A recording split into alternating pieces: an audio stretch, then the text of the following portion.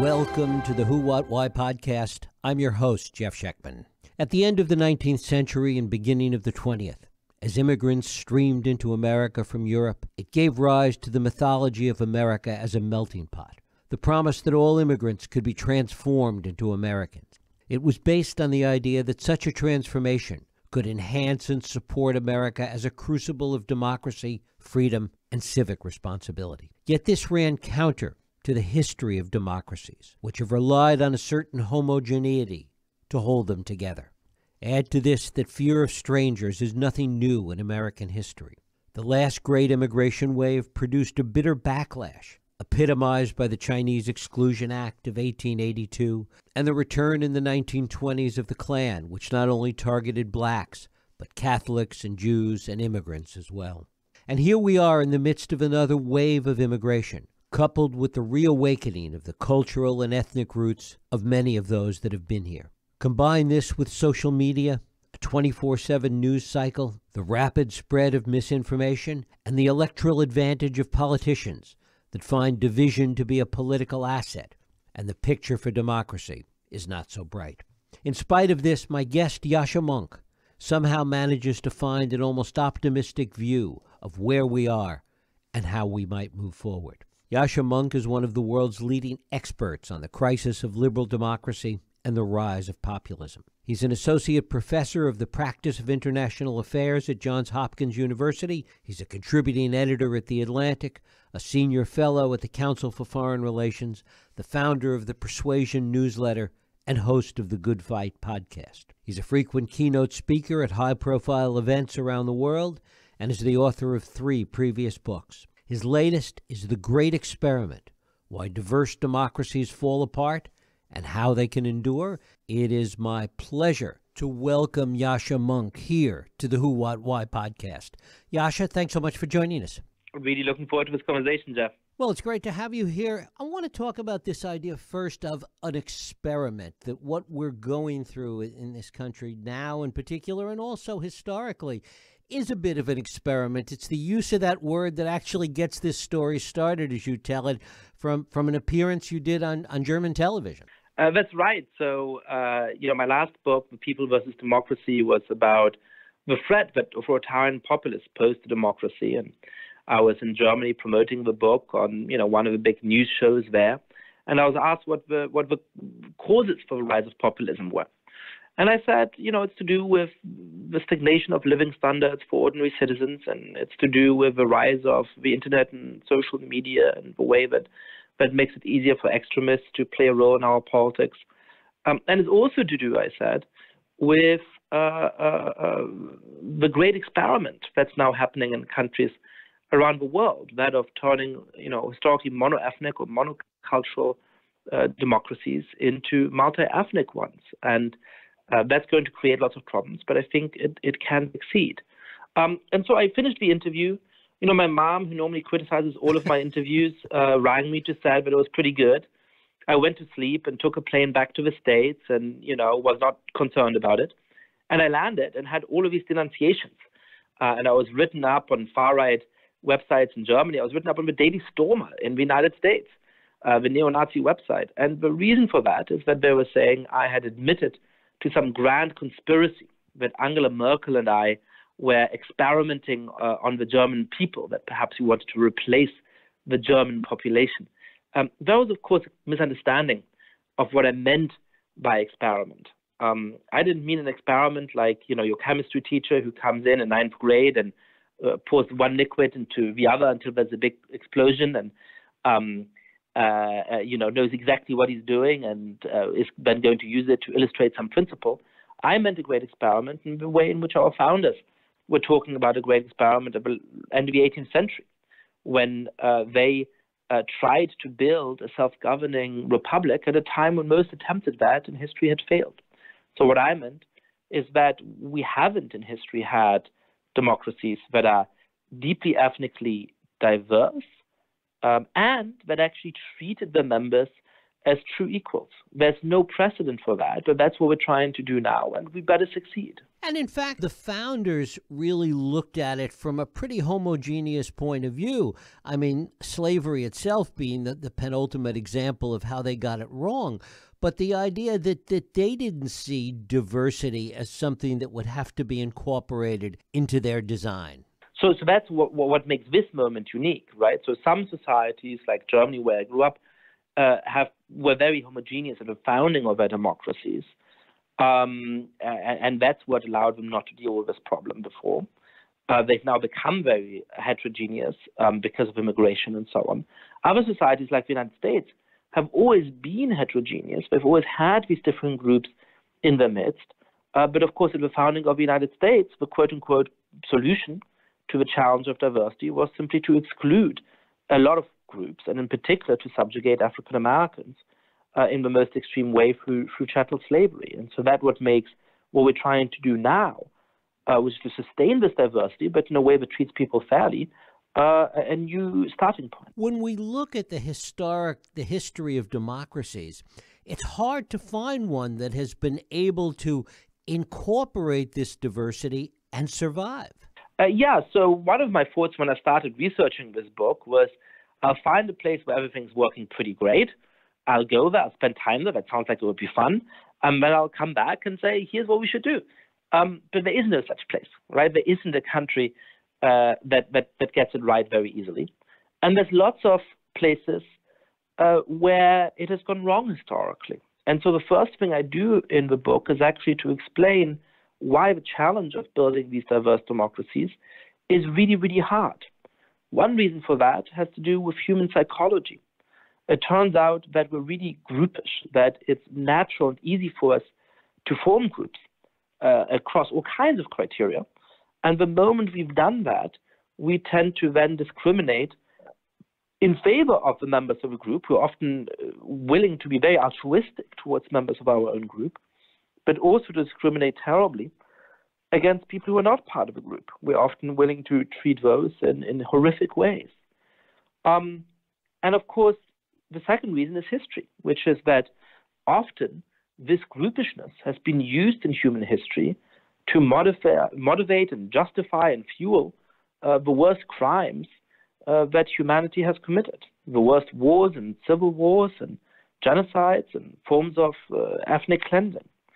And so that gives us a realistic starting point of just how difficult this endeavor is going to be. It does seem that the two unique tensions in this are, one, exactly what you're saying in terms of the tribal aspect of human nature, number one, and two, that when you introduce politics into a democracy, which is an inherent part of it, that it doesn't take very long for politicians to realize that by dividing people and pitting one tribe against another, essentially, it works to their advantage. And as long as those two things exist in tension with each other, the more diverse it gets, the harder it is for survival, it seems. Yeah, that's right. So one of the thoughts I had is, look, perhaps democracy, I'm a great believer in democracy, is part of the solution here. And that turns out not to be right straightforwardly, because actually, when you think of some of the most celebrated democracies in history, of Athens and the Roman Republic and the city-states of medieval Italy, for example, many of them prided themselves in the supposed ethnic purity of their citizens. And when you think of some of the most celebrated examples of societies that did manage to sustain some real diversity, they were often empires or monarchies, from Baghdad in the 9th century to Vienna in the 19th century. And that's not a coincidence, because in a monarchy, you don't have any power, I don't have any power. As long as we both trust the monarch, it doesn't really matter if the size of our relative groups change. In a democracy, we're always searching for a majority. And if I'm in a majority right now, and now suddenly you have more kids than I do, or there's more members of your group who come in than members of my group, I might start to have this fear of, oh my God, I might suddenly lose my majority. Everything might suddenly change. And that is one of the motivators of this extreme form of panic about demographic change that we see, especially on the far right today. One of the things that's different, though, and I would argue makes it worse today, is that traditionally, when these problems have arisen in the past in other democratic frameworks, that there have been battles, tribal battles about religion, about ethnicity, sometimes even about ideology, but that there was a certain respect that went on a certain level, even among people that disagreed. That today, the politics itself is what's become so toxic. It's as if the process itself has been destroyed. Talk about that. Yeah, so one of the changes we've seen in the United States is that the society is actually much more racially tolerant than it was. And it's sometimes hard to see that progress because, of course, there are real injustices that remain. But when you rewind the clock 25 or 50 years, that becomes absolutely clear. 30 years ago, a majority of Americans still believed that interracial marriage was immoral, that it was immoral for white and black Americans, for example, to marry each other. Today, the number of people who believe that is down to the single digits, and we're seeing a real change in behavior. It used to be that about 1 in 33 newborns was mixed race. Now that's up to 1 in 7 or 1 in 6. So we're really seeing that. And so as a result, most Americans no longer care, for example, if their child marries somebody of a different ethnicity. On the other hand, we've seen that the country is much more polarized between Democrats and Republicans than it was a few decades ago. So in the 1960s, most Americans said, if I'm a Democrat, I don't care if my child marries a Republican, or if I'm a Republican, I don't care if my child marries a Democrat. Today, the number of people who say, oh God, that would be terrible, I don't want my kid to do that, has really gone up. So I agree with you that what we're seeing at the moment is this deep political polarization, and that becomes particularly dangerous if it also doubles up with other kinds of conflicts. If your feeling is not just, hey, my political party lost, but my political party also represents people who have the same religion as me, people who have the same ethnicity as me, and so when my party lost, my entire group lost. That makes it really, really dangerous. Politics has become the new religion. And as you say, we've improved and we continue to improve on the racial front. Religious differences continue to evaporate. But it's the system itself, the political system itself, which has become so divisive and essentially corrupted. It's as if, malware has gotten into the system. Yeah, I think that's right. There is a little bit of hopeful. I worry about our politics. I worry about the 2024 election deeply. I worry about the lasting staying power that authoritarian populists like Donald Trump seem to have. So I'm not Pollyannish about any of this.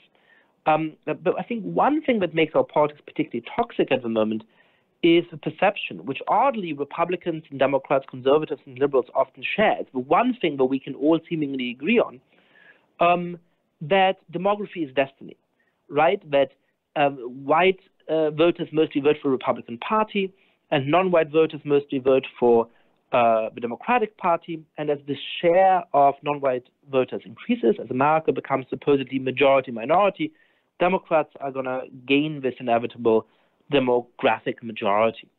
That drives a lot of the panic about demographic change on the right, and it drives some triumphalism on the left. But it actually turns out to be wrong. We're seeing in the 2020 election, for example, that Donald Trump was only competitive because he significantly increased the share of the vote among every non-white voter demographic, among African Americans, among Asian Americans, and especially among Latinos. And Joe Biden became the legitimately elected 46th president of the United States only because he significantly boosted his share of the vote among whites relative to Hillary Clinton in 2016. And so I think one of the things that might make our partisan division a little bit less toxic is if people recognize that it doesn't map on neatly to these demographic categories. And political parties can help that. I'm not in the business of giving Republicans electoral advice, but I really hope they try to build a cross-ethnic working-class coalition. And I really hope the Democrats are not going to give up on some of the predominantly white states that Barack Obama won in 2008 and 2012. Of course, underlying this, coming back to the human nature aspect we talked about at the outset, is that diversity by its very nature yields conflict. Yeah, so it depends on the context of the extent to which it causes conflict. But it is the psychological mechanism that I talked about of saying, hey, you're a member of my group and I'm going to treat you really well, and that guy over there is a member of a different group, and so I'm going to be in conflict with them. But the extent to which that happens really depends on context. So here's a great story that I tell in the book that sort of really blew my mind. Somebody went to study these two tribes in southeastern Africa that have historically been hostile to each other, the Chawas and the Tumbukas. And so he went in Malawi to interview Chawas, and he asked them about Tumbukas. And then Tumbukas, their cultural customs are all wrong and all weird. They dance in the wrong way at the weddings, and then the newlyweds go and live with the bride's family. I mean, that's obviously strange, and there's something sort of wrong with them. He said, well, would you ever vote for one of the political candidates, or would you ever marry a Tumbuka? And his Chawa respondent said, no, I wouldn't do that. So he went to a Tumbuka village, and he got exactly the same in reverse. No, our dances are right, their dances are wrong, and obviously newlyweds should go and live with the groom's family, not with the bride's family. What are they thinking? And I would never vote for one of the political candidates. I would never marry one of them. So you might think, this is what journalists used to call an ancient, primordial hatred. These tribes have always hated each other. They're always going to hate each other. Nothing to be done. But then this researcher traveled from Malawi across the sort of arbitrary colonial border to Zambia, just a few miles, and spoke to Chawas there. Now, the Chawas in Zambia knew about the same cultural differences. They could name them. But the attitude was much more positive. They said, yeah, I don't mind the Tumbukas. I'd happily vote for one of the political candidates, and I would be happy to marry one of them if I met the right person. And Tumbukas in Zambia were similarly tolerant towards Chawas. So he thought, what's going on here? What can explain this difference? And it turns out to be politics. In Malawi, these two groups are both very large relative to the size of the population, and so they compete against each other in politics. They mobilize against each other, and so they come to hate each other. Zambia is a much bigger country in which Chawas and Tumbukas are a much smaller share of the population, so they're political allies. And as a result, they have much more positive views about each other. So what this shows is that we're always going to be groupish, right? We're always going to have our belonging to our religious groups, to some extent to our ethnic groups, perhaps certainly to our cultural heritage. And that's fine. There's no problem with that. But whether or not that puts us into conflict with each other, whether or not it makes us hate each other, depends on whether we're able to build a politics in which we actually cooperate. And one of the most important things in that is that on top of the subnational identities, we also need a shared national identity. We also need a shared sense of being Americans who actually share a set of common interests, who share real solidarity with each other, at the same time as having our differences. One of the things that does that oftentimes is institutions. And in a period of time that we're in now, where the distrust of institutions, that faith in institutions is declining, in many cases because they're seen as elitist, that those institutions which fostered a certain community are decaying, and that's adding to the problem. Yeah, absolutely. I mean, look, at the moment, I really worry about our politics. I worry terribly about the 2024 election. I worry about the state of Congress. I worry when I watch cable news. So I think we're in the middle of a kind of cultural civil war of the elites. But when I look out into the country, when I look at the actual changes in terms of the socioeconomic progress that many minority and immigrant groups are making, which is much bigger than pessimists tend to assume, when I look at the growing integration of American life, a much greater number of people who have friendships and relationships and business partnerships across the lines of these various groups, when I look at the growing tolerance of Americans and also of people in other diverse democracies, I become much more optimistic. And so for me, one of the questions is whether the elite is going to manage to impose its kind of cold cultural civil war on the rest of society, or whether we're actually going to be able to resist that imposition and continue to recognize that we have a lot of important things in common. And that's an open question, right? I mean, the ability of our politicians to divide us, the ability to, point fingers and say, that guy over there, these people over there, they're the cause of your problems, is tremendous. A smart politician can incite that kind of conflict very easily, but it depends on our action and depends on whether we're going to let them do that. What do we take away from the fact, though, that this is a global phenomenon? We see it happening in Europe. We see it happening in other parts of the world. This isn't limited, no matter how toxic our politics is here, it's not limited just to the U.S. Well, one of the things that I actually take from this is optimism, right? So in general, my sense is that when you start to think about this topic with naivety, when you start to think about this whole topic saying, how difficult can it be to get along? How difficult can it be to like your neighbor? Then you look at reality today and say we still have deep discrimination and injustice and racism and inequality. So there must be something uniquely bad about us. We must be failing so badly that there's no real reason for hope.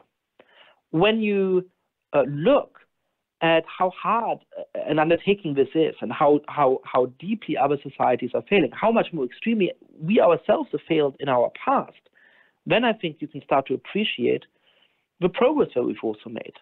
Then you can start to appreciate some of the ways in which our society really has improved.